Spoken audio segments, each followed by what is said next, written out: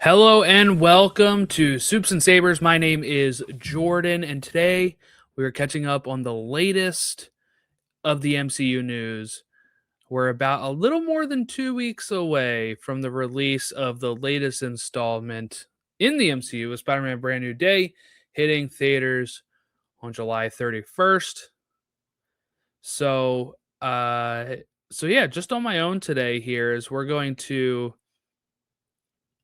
kind of catch up on some of this stuff that's released and some rumors and of course we're going to talk about the Doomsday key art that was released overseas when Feige took the stage. We'll have some quotes from Kevin Feige as well. We have just a little bit of a preview with Brand New Day with a little bit of a countdown to that. Some X-Men news, some X-Men rumors, and some Doomsday news and rumors, as well as something else just released with that earlier today. And then, of course, we got some news on another movie that we should be expecting after X-Men. So, a bunch of stuff for us to kind of jump into here at the for the first time in a while. I'm trying to think of the last time we had a specific Marvel episode. Was probably talking about Brand New Day trailer, or yeah, I don't know. Maybe the teaser of Brand New Day with the teasers of Avengers that I had with Casey on the pod a little bit ago. Well, I guess that was back in like January, February. I don't know. It's been a long time since we've had a specific of like Marvel based episode. I think there hasn't been as much Marvel stuff going on. Of course, X-Men 97 season 2 is currently airing. Our plan is to have an episode on that soon.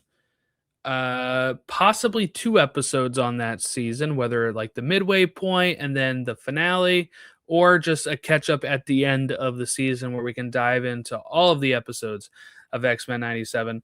That's probably going to be the plan for the animated shows going forward. Your Friendly Neighborhood Spider-Man season 2 is supposed to be sometime later this year. Really looking forward to that. I feel like Marvel, and this is going to kind of be a part I think we talk about when we get to some of this other stuff, but I think Marvel is in this kind of wave of things starting to build more hype, things to be going their way. Now, of course, last year, Captain America Brave New World wasn't up to the standards that I think a lot of people would expect a Captain America movie to be, but the movie actually did pretty well domestically. It kind of legged it out when it didn't seem like it would. So it shows that people are interested in Sam Wilson and Captain America, like Sam as Cap. I think that shows people were willing to go see this movie. And then maybe just the word of mouth wasn't really there. Though it did do, better than I think many anticipated after some of some of the reaction. And then we had Thunderbolts, which, very well received, didn't really do as well on the box office. And then, of course, Fantastic Four First Steps, which I personally really enjoyed and it was critically well received as well. But again, kind of overshadowed by Superman. So you get all of this going on, as well as back in 2024, X-Men 97 season 1, very well received. And then we have Friendly Neighborhood of Spider-Man was, I think, pretty well received last year as well. So you're building, and then you have, at least 2 of the 3 movies where, people were fans of it. Critics liked it. And now we're building up to a movie that's probably going to almost top Superman's and Fantastic Four's like total gross worldwide in probably its like opening weekend or at least a couple weeks here, which is Spider-Man Brand New Day. As we start our countdown to that or get closer to the countdown ending here, as we are from recording 18 days, but in a couple minutes here, it's going to be 17 days until the release of Spider-Man Brand New Day. So just exciting that we're almost to a new Spider-Man movie. Of course, Spider-Man is my favorite hero in the world. So getting a new Spider-Man film after a 5-year gap, 4.5-year gap is very special. But I guess I've kind of been just in this whirlwind of one, I've been watching a lot of the World Cup. I have another podcast which is very soccer based over on the Stateside Soccer Show, where we talk US soccer, MLS, all that good stuff. So watching a lot of that, recording a lot of podcasts about that, and time has just kind of flown by since that tournament has started. Games every day. I've barely had any time to really properly build up to Brand New Day. I have started my rewatch. I finished Homecoming. I watched Far From Home earlier today. And let me just say, I think that movie gets a bad rap. I hadn't seen it probably since theaters or right after theaters, when it came out on digital and Blu-ray. No, last time I watched it was built up to No Way Home, actually. So that would have been 5 years ago, probably. In the build up to that movie, I watched them all, obviously. And I understand people's complaints about it, I guess, but for me, Far From Home is a very fun film. I really enjoy it. I like seeing Spider-Man kind of out of his element. No pun intended with the, Mysterio elemental threats and stuff. But it's just, I think it's a fun movie with a lot of great moments. And yeah, there's some things I would probably change on it, but I enjoyed it more than I remembered, I guess. Right. And I was like, oh, I remember really liking this movie. Yes, I did like it probably more than I did the last time I watched it. And I'm very excited to finish my rewatch with No Way Home. So that has started to build there. Speaking of Spider-Man, we had a random interview with Lin-Manuel Miranda, who is being interviewed by Josh Horowitz, I believe, for his podcast, Happy, Sad, Confused. And he reveals that he was offered the role of Vulture in Homecoming. And fear not, listener, Lin-Manuel Miranda agrees with you that he would have been very miscast in that role. And I say that as somebody who is a big fan of Lin-Manuel Miranda. But yeah, probably wouldn't have been a great, a great role for him. But yeah, so Spider-Man Brand New Day is quickly approaching. Really looking forward to that film. But, like I said, it just kind of feels like it's surprisingly here, already. Just seems kind of crazy. Okay. So I guess let's get into the Doomsday stuff. This is the movie I'm looking forward to, obviously, the most this year. Though I do think we've been in a very good comic book movie era since last year. I say that even though knowing a lot of these movies are not performing the way that they did, but last year having a new Superman movie, it becoming my favorite Superman movie, and over time and rewatches, one of my favorite superhero movies of all time. Having that last year was huge. With that, we were having the set leaks of Tom Holland in this Spider-Man suit that we're about to see him in the film here. So there was speculation of that and just people really digging the look of that costume, which I still think is probably the best live action Spider-Man suit. And then, this year having Spider-Man and Doomsday hit theaters, and then next year having Man of Tomorrow, Batman Part 2, and Secret Wars just seems like and the continuation or finale of Spider-Verse, right?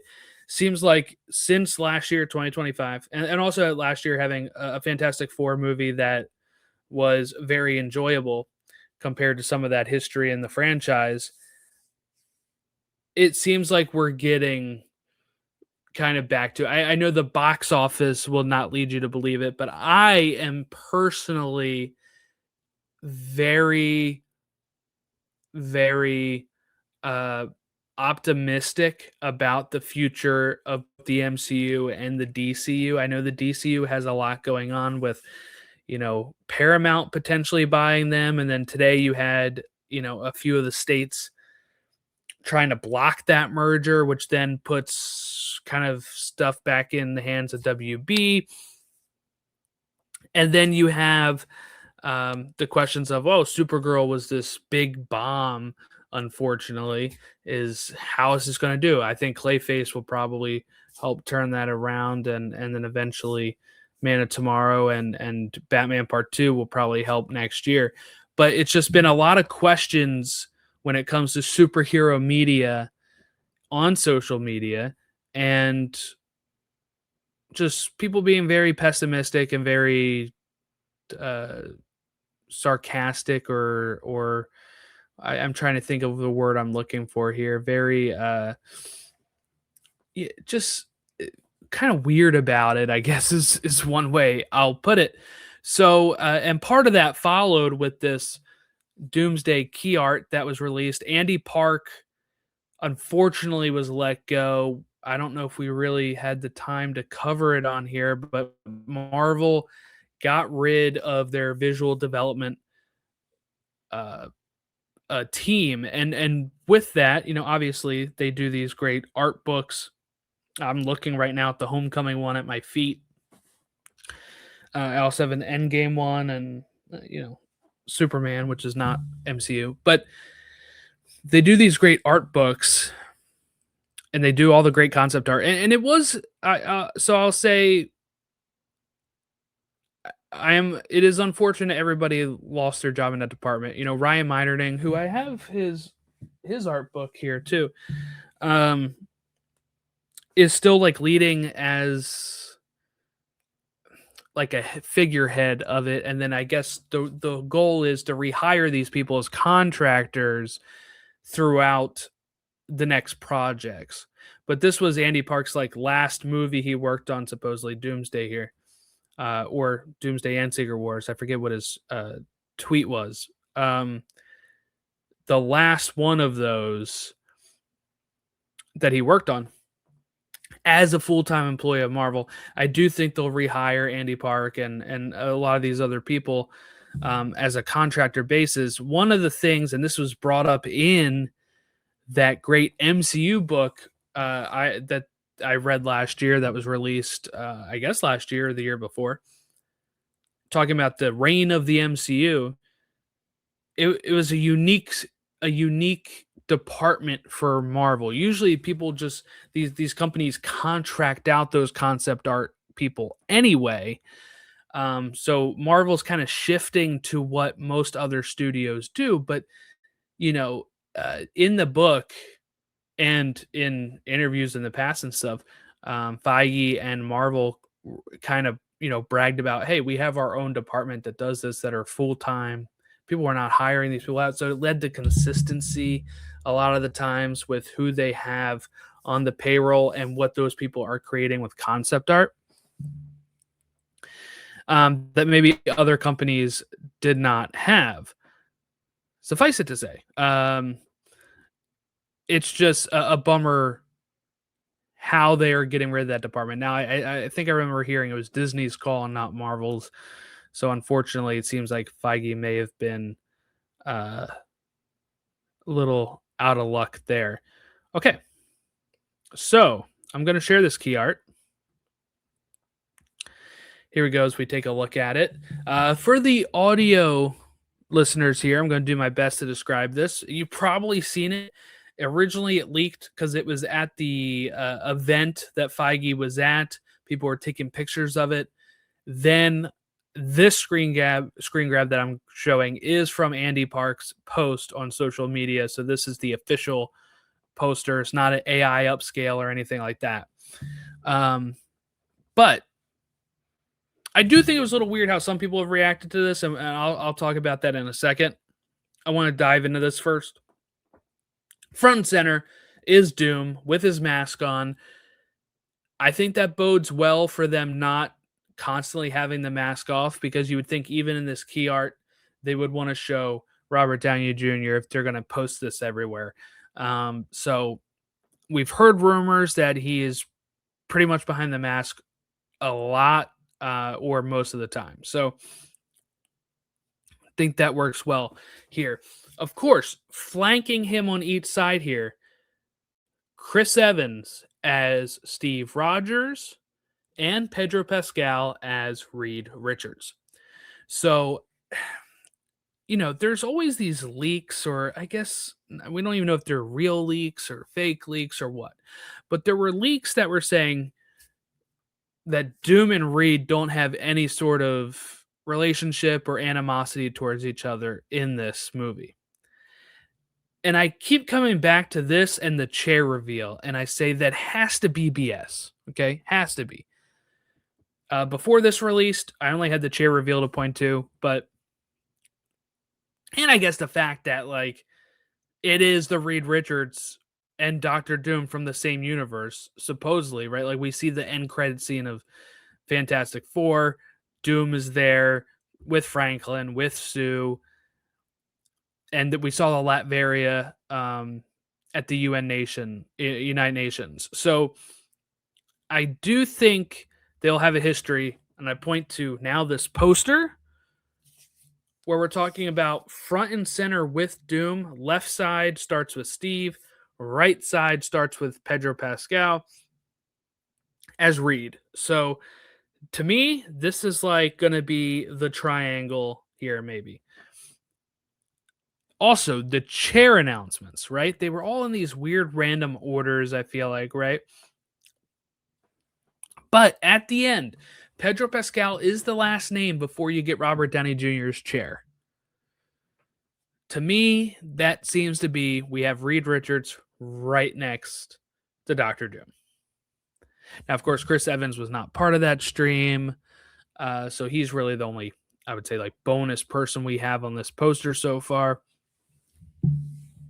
Okay, so that's your front three. And then right below Doom, very small picture, right above Cyclops, below Doom, is Loki, which of course he's going to play a big role after he, after season 2, where he kind of took the multiverse and is sitting in the chair, his throne. Now he's very small in this, but he's right below Doom. I don't know what to make of that right now. Is it he's going to have a small role? Is it he's kind of just playing this kind of small part in the center, touch it, kind of branching out with everybody else here? I don't know. It's a good question. I don't really know what to make of him being so small and just kind of tucked away where you almost, first look, you don't even see him. All right, if you keep going left from Steve, you have Ant-Man and Thor. Thor, of course, short hair again. We saw that in the teaser trailer for Thor. We have Ant-Man, of course, last time we saw him was Quantumania. He thought Kang was kind of coming back. Oh, one thing we didn't mention either. We see Steve with Mjolnir. Of course, this is the Mjolnir, not from the one he took back into the past with him, but the repaired one that Jane Foster was using. So that's what Steve's carrying. Then we have the Thunderbolts next to Scott. We have Yelena. We have Red Guardian. We have Ghost. And we have Bucky, Bob, and U.S. Agent.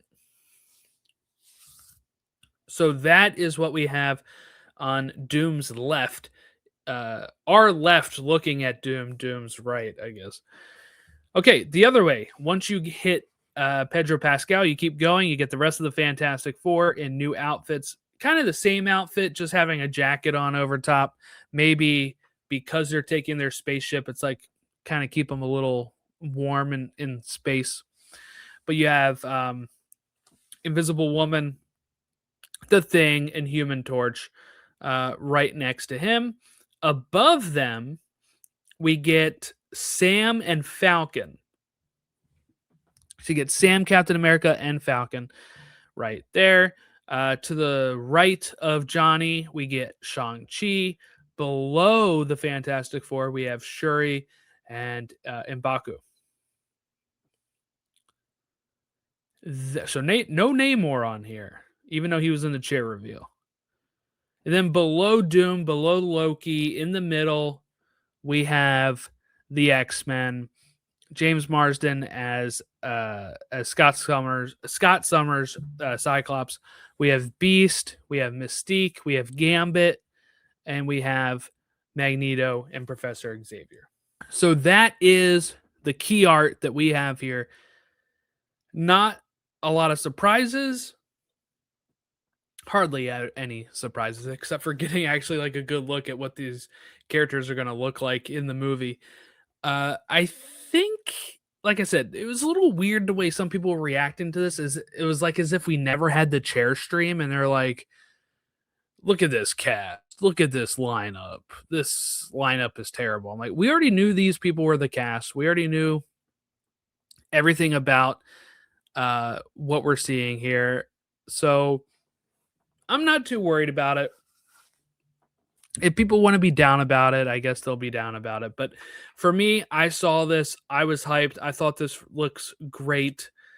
Um, you have obviously Doom front and center. I like that. We get to see a good look at the X-Men, especially Cyclops' costume, which looks good. But otherwise, this is the lineup that we kind of been thinking. Of course, like I said, there's no Namor in here, which is interesting. Maybe just has a smaller role than we were led to believe. Because he's in the trailer. He was in the trailer with the Fantastic Four Wakanda trailer. Okay, so I have some quotes from Kevin Feige that we'll kind of talk about here as well. Kevin Feige confirmed that Jake Schreier's X-Men movie comes out after Avengers Secret Wars. He says, "I can't wait for all of you to see Doomsday. We have a movie after that called Secret Wars, and after that, the mutants are coming, and the X-Men are coming, and that's been a dream of mine. I started with the X-Men many, many years ago, and to bring a new vision or a new version into the MCU is going to be very exciting." Okay. He said, on assembling the roster for Doomsday, "We have a thing at Marvel called strange alchemy, putting these characters together that should never really be together. That's what Marvel's all about. It's assembling heroes that might not get along and forcing them to do what's best for the world. Seeing the X-Men, the Avengers, and the new Avengers and the Fantastic Four together is a dream I never thought would come true." And I think we can relate to that, right? I think we can relate to that because before the Disney Fox deal, they had made the deal with Sony to have Spider-Man as part of their universe. And we're like, yes, now all we need is the X-Men and Fantastic Four, whether Fox sells them back or the rights lapse after the failure of Apocalypse and Dark Phoenix, or Disney buys Fox. Disney buys Fox. We get the X-Men. We get the Fantastic Four. Two properties where people have been begging for more accurate adaptations, and now we are here. We get to say goodbye to the Fox X-Men. They look really great in there. Oh yeah, Nightcrawler's in here too. This picture looks small on my screen because I'm using my laptop right now, so kind of missed him there. But yeah, he's right underneath of Mystique. But anyway, we get to say goodbye to the Fox X-Men. We have a new established Fantastic Four that was received well, like I said. So not only was it a dream, not only was it a dream come true for Kevin Feige, but a dream come true for most of us, right? Who have been waiting for these characters to enter it. Kevin Feige on casting Robert Downey Jr. as Dr. Doom in a Doomsday. He's a scientist. He's a technologist. He's a sorcerer and a ruler. And to embody that complexity, that tragedy, that charisma of the character, you need the greatest actor in the world. Kevin reaffirms that the X-Men are joining the MCU. Well, Marvel is 90 years old. There are so many great female characters, and some of my favorite female characters are in a group called the X-Men, and the X-Men are coming up very, very soon. Now, with this, today, Hollywood Reporter broke this probably about 6 hours ago for when I'm recording, that they're going to start selling tickets for the Infinity Vision, which is their IMAX label type thing for all of these premium formats that are not IMAX, that meet the specifications of Disney, because Disney doesn't have IMAX for this movie. Dune Part 3 has the IMAX screens. So the studio is going to open up tickets, as for Hollywood Reporter. The studio will open ticket sales 5 months early for Infinity Vision theaters, starting July 20th. That is 6 days now that it's hit past midnight from the recording of this, which would be next Monday. Is that? Let's see. So Friday would be, yeah, I guess it's like next Monday. Next Monday, July 20th. Now, that is before we got a full trailer of this movie. It is also before Comic-Con, which is where we're expecting the trailer to be. And with this, because they are selling tickets do have, like a run time. And since they're selling them this far in advance, theaters have to kind of know the space between them. Now, this is not a locked in time. Okay. They're stressing this. The film's final cut is unlikely to be locked this far in advance. Selling tickets on a set schedule means the film's runtime can only change by a small margin. From what I saw last year, they started selling Odyssey tickets a year before the movie released. And I think they said then when they were selling tickets, it was about 2 hours, 40 some minutes, and it turned out to be 2 hours, 50 some minutes. So maybe like a 10-minute wiggle room kind of thing is what you have. This movie, with these tickets, they're listing as 165 minutes. That's 2 hours and 45 minutes, which would be longer than Infinity War by 16 minutes and shorter than Endgame by 16 minutes, which, of course, would be perfectly balanced, as all things should be, like Thanos, right? Which would be the second longest Avengers movie, right? None, Age of Ultron and Avengers don't touch the length of Infinity War and Endgame, specifically Endgame. So this is the second longest Avengers movie, if that time is right. If you can add 10 minutes for Nolan, I'm sure you could take 10 minutes away from this, meaning maybe it's 2 hour 35, and that would still be longer than Infinity War, just not as long as what they're currently thinking. But I think 2 hours and 45 probably sounds right when you think about all the stuff that they have to cover in this. We do know that I believe they did test screenings of the movie, so they probably have some sort of ballpark that they're looking for, which is why they're able to provide this timeline. Now we have the Comic-Con panel on the 25th. So that's 11 days from now. We have a Comic-Con panel. We'll be probably trying to cover that as best as we can here on the podcast when that Comic-Con panel happens, either right after it or we go live for it like we did a few years ago.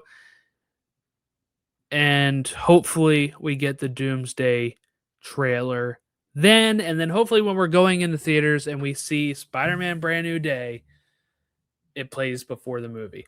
I think that would be fantastic. But a lot of my local theaters don't really show a lot of the newer trailers. So don't know if I will see it. Okay, so that kind of wraps up the Avengers news for now. We have some other news that we're about to kind of take a look at real quick, which we have Nova, a new movie is in the works. There's rumors that this was going to be a movie, then there's a rumor it was going to be a show, and then now it's a rumor it's going to be a movie again. Michael Waldron, who wrote Loki and also wrote Multiverse of Madness, one of the probably 100 writers that were credited for that movie, is writing a Nova film. It says he might have the eye to direct it. I don't know if they would give Michael Waldron the ability to direct this. I feel like with the way that comic book movies are right now, they might want to go with a more established director, but also sometimes you got to take a chance, and maybe they will. So where does this go on the schedule? This is kind of my thoughts. They said it's early in development.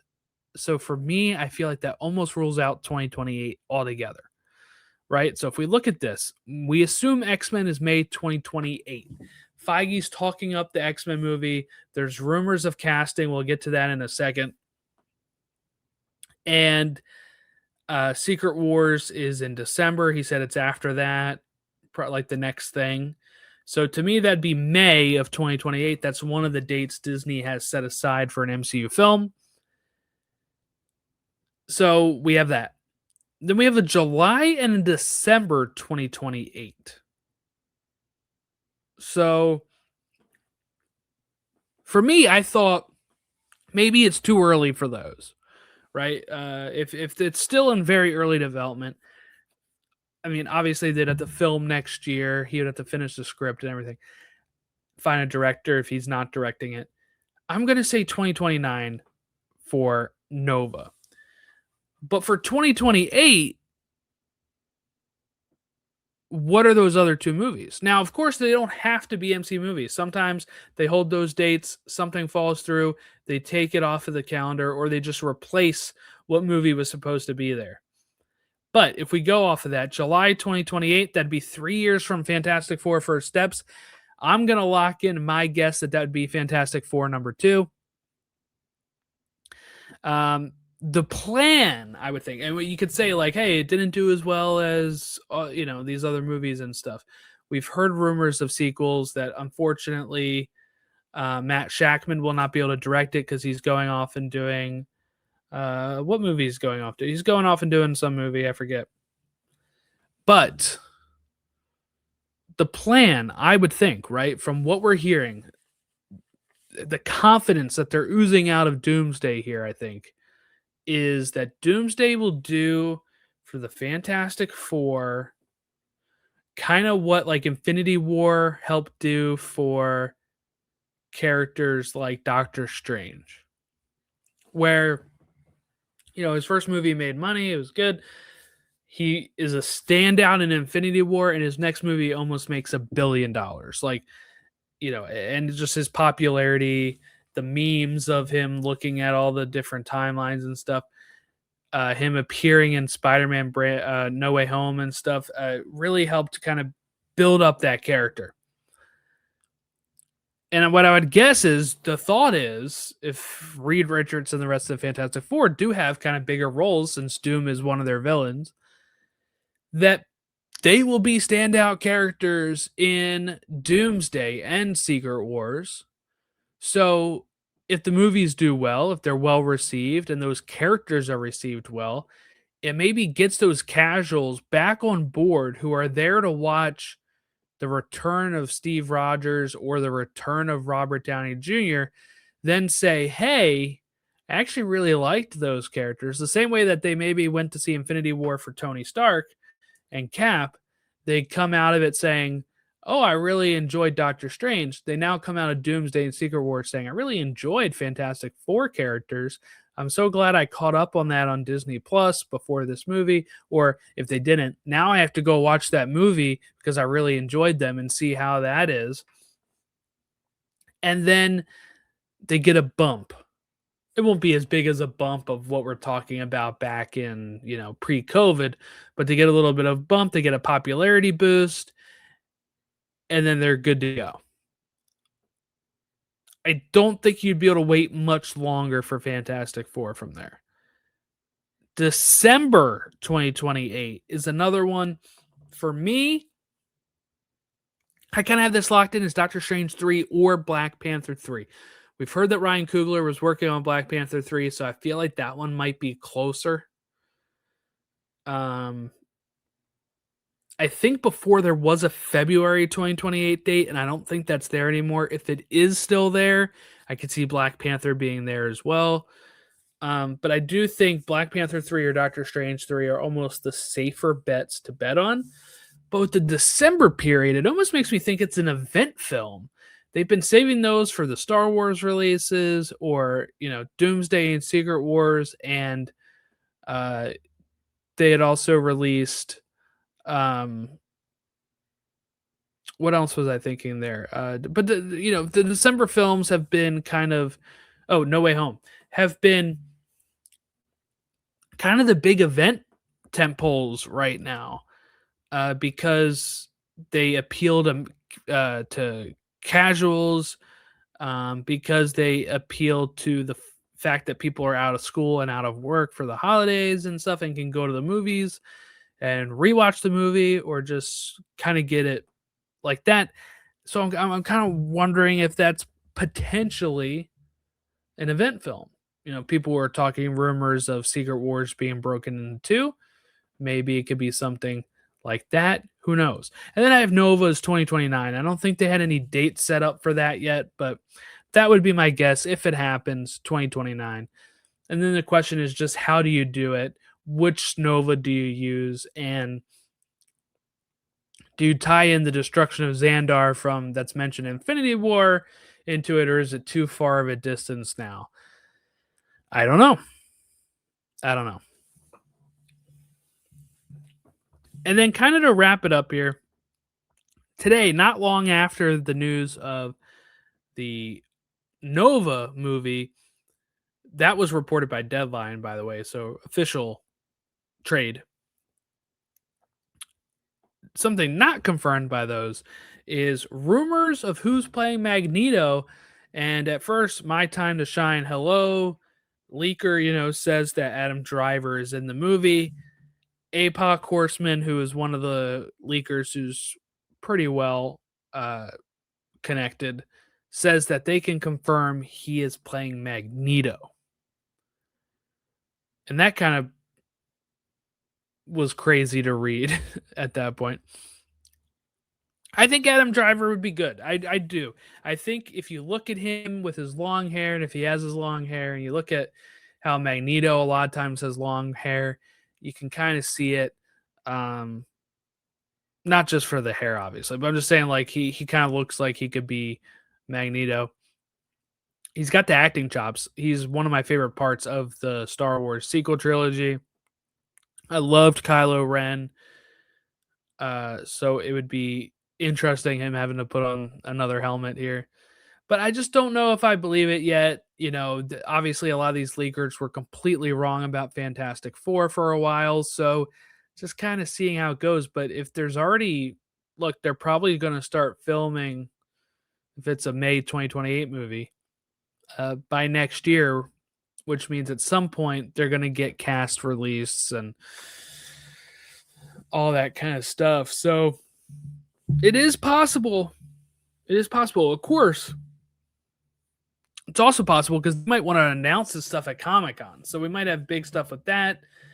But we kind of thought that constantly with the Fantastic Four news. So I'm just kind of taking all that with a grain of salt. So we'll see. But I think Adam Driver would be really good as Magneto. And then the rumor right now is Patrick Wilson as Charles Xavier. I like Patrick Wilson. So we would see how he plays that role. But look, we're getting X-Men rumors now. We're kind of getting there. It's very exciting to see how it's all coming along here for something that has taken a lot longer than I would have thought, because we took little detours with Multiverse of Madness um, having Patrick Stewart in it. We had Deadpool and Wolverine having connections to the Fox X-Men, of course, and then this movie Doomsday having a lot of connections to that, where it's like, man, I just kind of thought they would start ripping off the Band-Aid and focusing on the X-Men, and they didn't. So that's their plan for after Secret Wars, it seems like. It's like, let's lean into the mutants, let's lean into the X-Men and kind of build those out. So I'm excited for that. And then, like I said, X-Men 97 season 2 has started. I'm caught up on the episodes. I think the season has started off very, very strong. Slight spoilers here. Very excited to see Kang show up and Ramata and all that. So that's been a blast, and can't wait to continue watching that throughout the season. Like I said, at some point we'll have an episode discussing those, because 2 years ago when we covered X-Men 97, we had some really great episodes and discussions with Ron and I on that show. So I'm looking forward to hopefully being able to have those conversations again. And look, the show is supposed to be continuing on, and like I said, I'm looking forward to whenever they release Friendly Neighborhood Spider-Man season 2, because I really enjoyed that show too.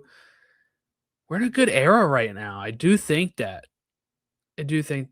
I have faith in the Russos and the writing team, and the fact that Feige knows they need to nail this, I think, right? You could say it's desperate bringing in Chris Evans or Robert Downey Jr., but I do think they know they need to nail it. And I'm just kind of excited that we have a new Avengers movie to even talk about. It's been 7 years since the last Avengers movie, and I still think they probably should have continued doing these at the end of phases. They decided to save it for the end of sagas because phases were going to happen, I guess, a little too fast.